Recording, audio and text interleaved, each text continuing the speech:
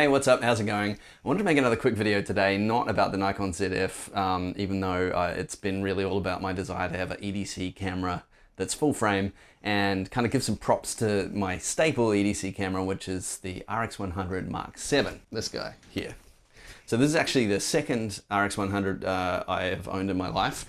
My first was the RX100 Mark 4, an f1.8 24-70. This thing has been through the ringer. I've dropped it several times. It's been back for service. It's got a new ribbon cable. The flash still works, but the pop-up viewfinder doesn't. But then fortune intervened and I won an RX100 Mark 7 from Sony Australia. Cheers, Sony. Not paid. I wish. I was really excited about a couple of things with this camera. Firstly, mic input jack. Super important. Could have an external mic, a lav or whatever. I bought a little base plate so that I could have, say, a shotgun on a base plate next to it. And yeah, it also had really improved autofocus, really good burst mode if you want to do like sports or that sort of thing. But there were some downsides. I thought, oh, it's an f2.8 lens, that's significantly slower, and it's no beast in low light. But there was, you know, having this camera had one significant upgrade that really changed the way I use the camera, as you'll see, which is the subject of this video, which is shooting bootleg concert photography. Tonight I'm here to see the legendary Roots. With a 200mm lens and a liberal application of ISO, you can get some really nice close shots. Maybe noise reduction as well, but yeah. The great thing about it is because it's just a point and shoot, it can always get into a concert where you otherwise wouldn't be able to.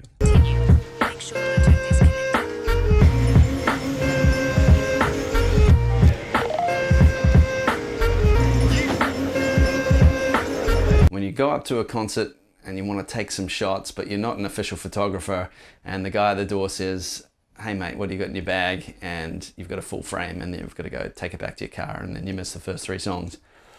What doesn't happen is if you pull out this camera and say, I only bought my point and shoot, little do they know that you've got a 24-200mm lens, which is a bit of a beast, as you'll see.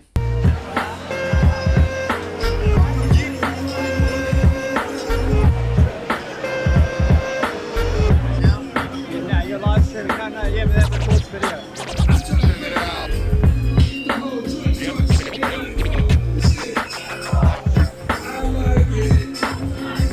First up, Talib Kweli. If you're not aware of him, back in the 90s, he was in a group called Black Star with a guy you may have heard of called Mos Def. You can see this shot is not noise reduced. Unfortunately, the lighting was, I'm at 100th at 2.8 at ISO 4000, and it's still, if you look at the before, it's too dark. But that was Talib Kweli on its own. I've had to use noise reduction here to save these shots.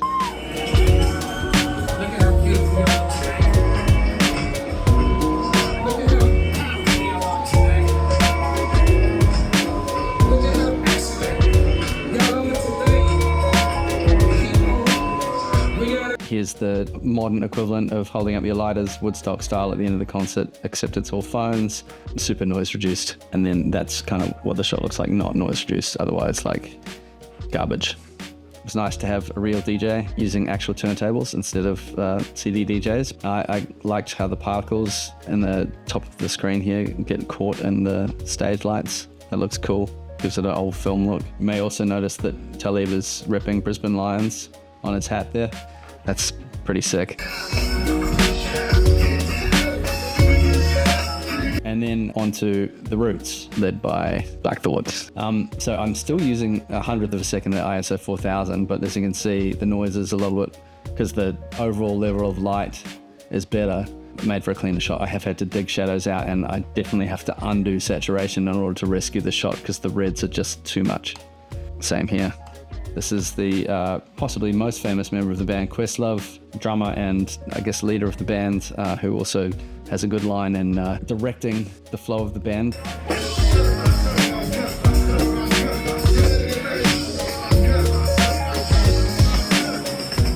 So as you can see at f2.8, this was a pretty dark shot that is somewhat rescuable. And the saturation is just way too high from the LED lights, but I think that a bit of grading brings it back. Look, there's not a lot of detail when you're in at 100%, but I think it works as a wide shot. this kind of shows the limitations of shooting at 100th.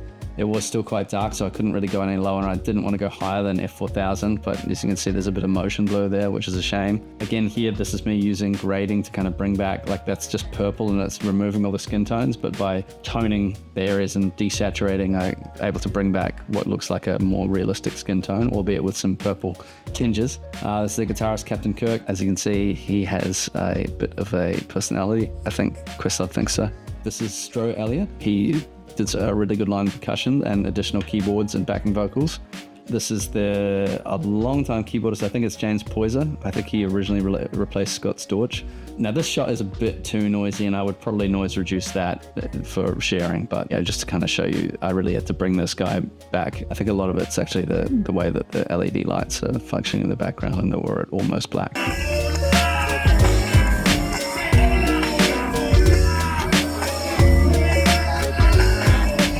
So here I'm actually overexposed at even at 160th. You can guess what I did next. I probably turned the ISO down.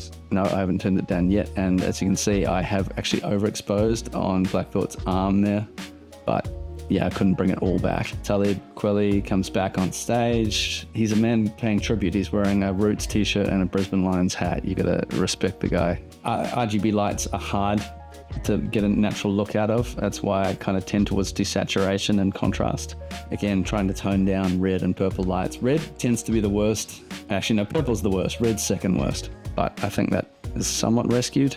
This guy is called, I think he's actually called Tuba Gooding Jr., or that's his stage name. And that's not a tuba, I believe it's a sousaphone. As you can see, zoomed in, it's sharp enough to read everything that's on the drum. He's actually, not moving quite so much there. I really like that shot though.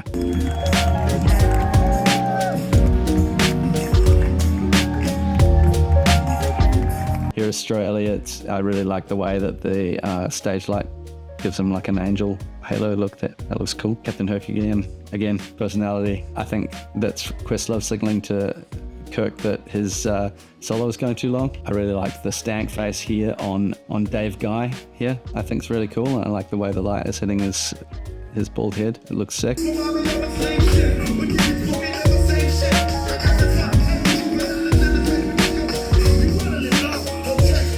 I still think that like the depth of field is still pretty good, and I know that this is a f4.5 on a tiny 1-inch sensor, but there is good depth of field here. Guys doing some choreographed dance moves on guitar there. I believe his name is Rayban Meta, although he seemed a chill guy overall, darkening things a little bit. Or sousaphone, and towards the end, gold microphone, bling. I think it was a great show, and I think some of these shots came out pretty good. The smoke machines give it great depth. And when we finished out the show, basically a great show. I got a lot more from it by actually being able to take some photos that I can share on social media and like relive my memory of the set as I go through them here now. That was really fun.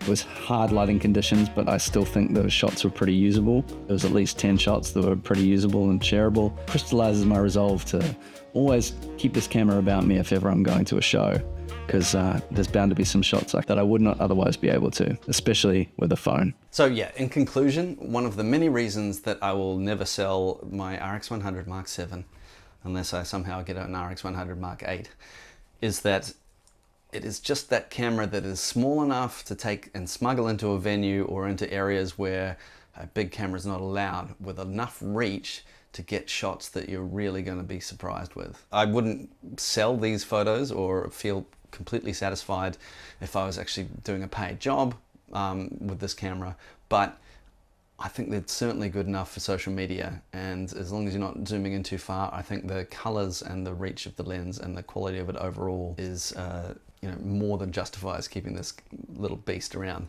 I want to make more videos about why I like the RX100 and really compare it quality-wise to what I can get out of a phone, particularly with that great even out balancer of whether it's good enough for social media, and that might be a video I do later. But now for concerts where you can't take a professional camera in, I don't think the RX100 Mark VII can be beaten by any point of shoot or phone camera.